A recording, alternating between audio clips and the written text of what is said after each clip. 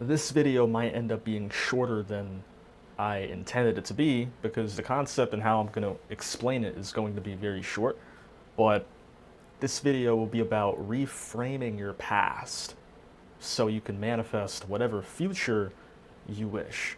So, whenever you have gone through certain traumatic events or whether you've experienced events that have imprinted certain beliefs into you, certain limitations, and you feel trapped, you feel like you're stuck in your past, like you can't escape from your past, this video will essentially teach you how to change your past so you can change your future.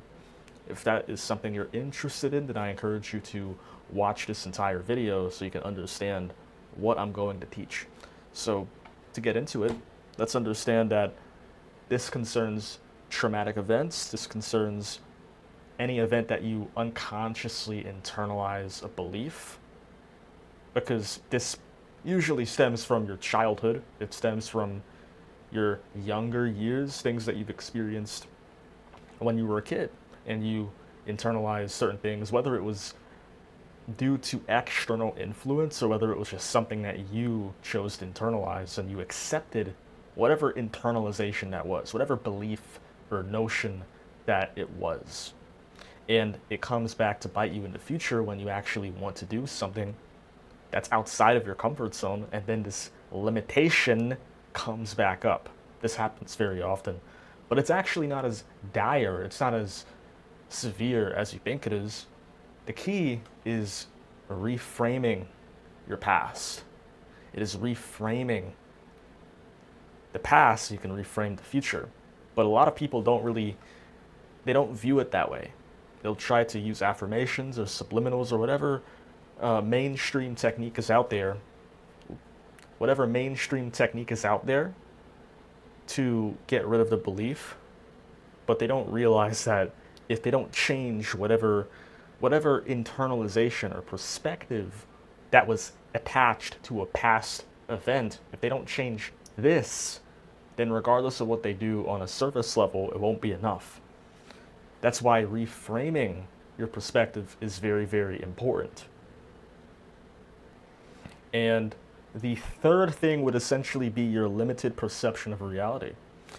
So not only you potentially, you've limited yourself due to a past event or something that made you believe you were incompetent or that you couldn't achieve anything beyond said threshold, it's also due to your limited perception of reality. Because let's be honest here, because we have a belief system, our belief system makes it so that we don't believe everything is possible. Even if you think that, even if you try to go with that belief, oh no, Richard, you're incorrect. I believe anything is possible. But you don't actually think that. You don't actually, like, if you thought that was possible, then you would take it to the extreme to test the viability of that belief. You have a limited perception because we will subscribe to any belief or notion unconsciously, and we'll think that this is the dominant truth. We won't really question the legitimacy of this belief. Our beliefs are very loyal to a fault. Because they're loyal to a fault, we won't really question the validity until we actually need to, and when it actually gets in our way and doesn't benefit us. That is the point of number 3. So to just bring it together, because I know I went on a bit of a tangent, the things that this can concern, it's number 1 being your traumatic experiences, if you've experienced that. Number 2 is when you unconsciously internalize an event, even if it wasn't traumatic. You can still subscribe to a limiting belief that does not benefit you, even if the circumstance was minor, it wasn't even a big deal. You just did it, you accepted it, and now it's coming back to plague your life. And number 3 is basically, look, regardless of what is limiting you, your perception of reality is limited just by having a belief system. It is inherently limited. So there is no real point in, trying to, subscribe so hard to whatever you're unconsciously validating. Now, whenever you feel limited or constricted, an effective way of confronting that past limitation is diving specifically into what that limitation comprises of. So whenever you feel constricted, you don't take action. You don't open yourself up to the unknown to take action.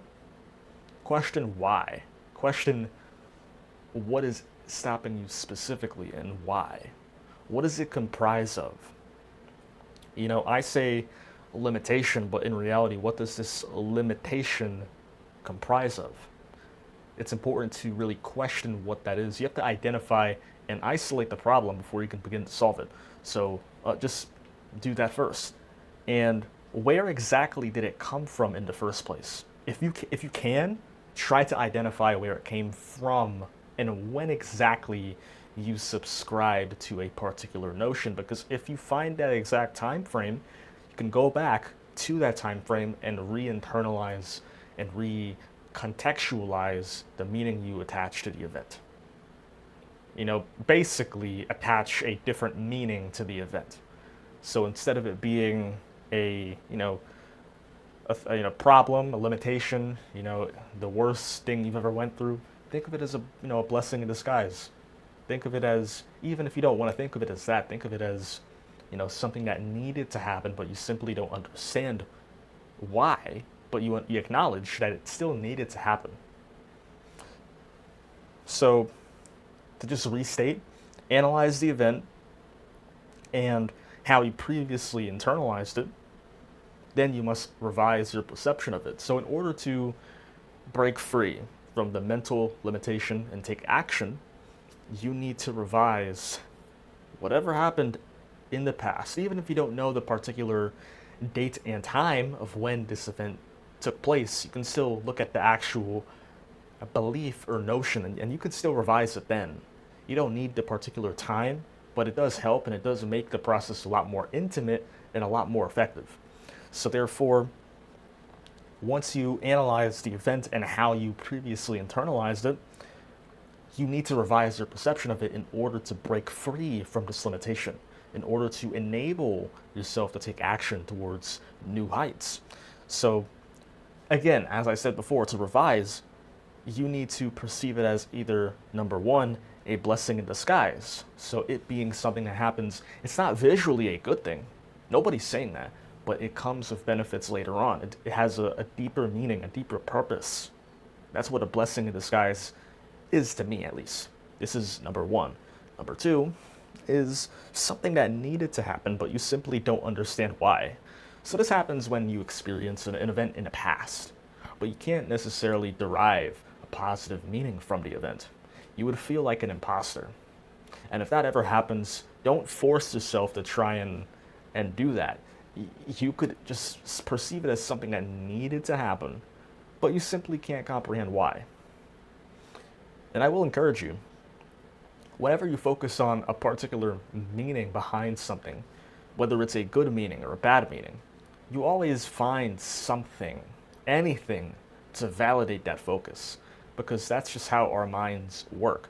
If you don't ever entertain the possibility that the traumatic experiences you went through could somehow derive a benefit, even if it sounds extremely unconventional or something that goes against your conditioning, it is possible if you're willing. And ultimately, if you want to make the next step in your life, you really have no other choice to revise those past experiences. So again, number one, blessing in disguise. Number two, it is something that it's beneficial, it has some purpose, but you simply can't comprehend it. The mind simply can't comprehend it. That's another interesting way of perceiving these events that happen. So this is a basic framework. This is just a general framework. Sometimes those events could be a lot more diverse. The beliefs can be a lot more diverse.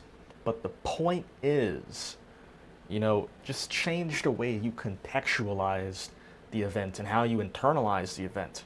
Change how you perceive it.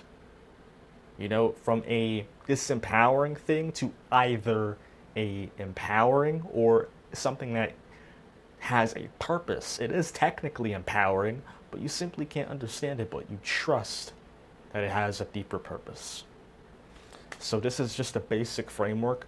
It won't necessarily fit everybody's shoes, but it will fit the majority of people's shoes. So this is what I would consider when it comes to changing my past so I can change my future. And with that, I will conclude this video. If you found this video helpful, make sure to like it and consider subscribing. And if you want potential coaching with me, if you want to work with me for a 3-month duration where we will tackle your internal limitations and help you to shift your identity so you can shift your actual situation, make sure to schedule your free consultation call with me. It's about 40 minutes long. We will review your current situation, and we will also address your internal world specifically and whatever internal limitations are plaguing you from moving forward in your life, whether it's with your finances, your relationships, your fitness, potentially your mental health.